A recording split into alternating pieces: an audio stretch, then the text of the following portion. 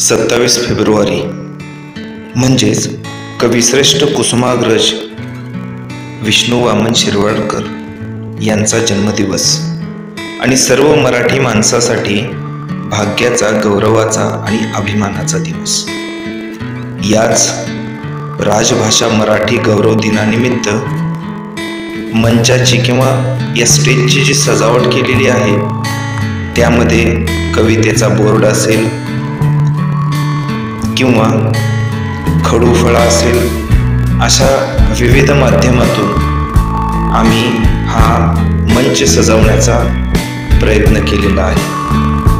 हा जो फलक दिसत आहे या फलकावर सुद्धा विविध साहित्यिक कवी यांच्या सुप्रसिद्ध कविता हे देण्याचा प्रयत्न केलेला आहे।